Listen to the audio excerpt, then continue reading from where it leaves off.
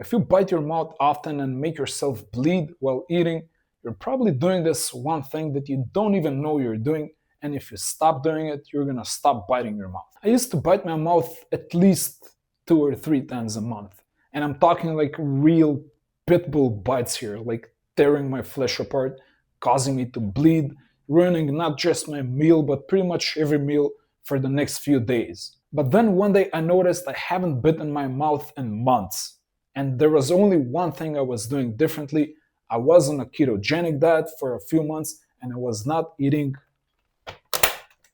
carbs. I've been eating low carb and keto for long periods of time, pretty much on and off, but I usually do a lot of keto runs. And I clearly notice that whenever I'm pursuing keto or low carb, I don't eat a lot of sugars.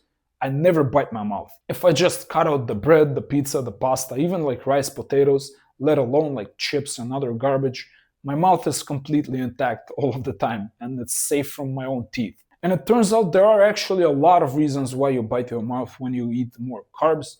First of all, your mouth increases salivation when it senses carbs. You've probably noticed this yourself. In fact, the digestion of carbs begins even in your mouth. It doesn't even have to, the carbs don't even have to reach your gut. Your mouth immediately starts to release this enzyme called amylase, and that starts to digest all of the starches immediately. That causes you to increase salivation, first of all. That kind of creates a less precise, more fluid environment in your mouth, and that alone makes it easier for you to bite yourself. And also, carbs are sadly really tasty. They cause us to make like a kind of like a dopamine rush. We want to eat faster, we're more excited, and that can trigger kind of like this lack of mindfulness, and we're just we're greedily chewing the food, and obviously that makes it a lot more probable that you're going to bite your mouth. But even more important than that, and this is kind of like the nerdy science behind all of that, carbs are what they call hydrophilic. They just love water,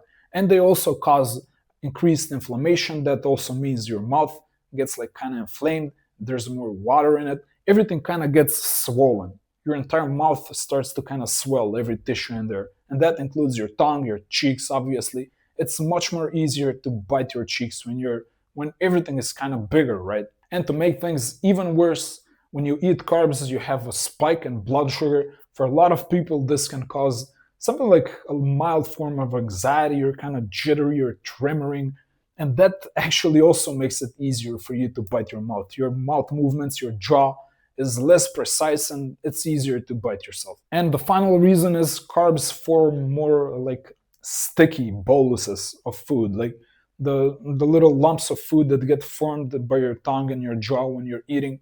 They're more sticky, and that requires you to more like work with your cheeks, with your tongue. It requires more effort, manipulation. You're kind of like sticking your tongue in different places, right? Like your entire mouth has to work more, and that's more prone to biting. There are several solutions here. First of all, obviously you want to try and eat slower. This is probably going to prevent a lot of the mouth biting that you're performing. And also you want to hydrate more. Like this is going to also help you bite your mouth a little bit less. But if we're being completely real here, the only real actual lasting solution is to start fasting.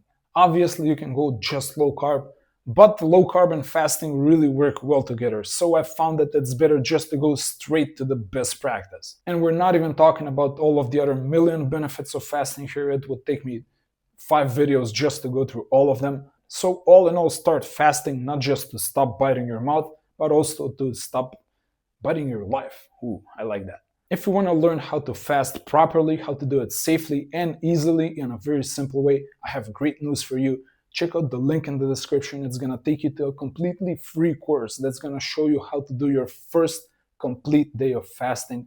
Completely free, very easy, very risk-free, very safe. I've done this for a long time. I know how to do this. You're going to benefit massively if you just see that course. One thing I got to note here, I'm probably going to start running advertisement to the course, which means I'm not going to be able to keep it free for a long time. So check the link right now.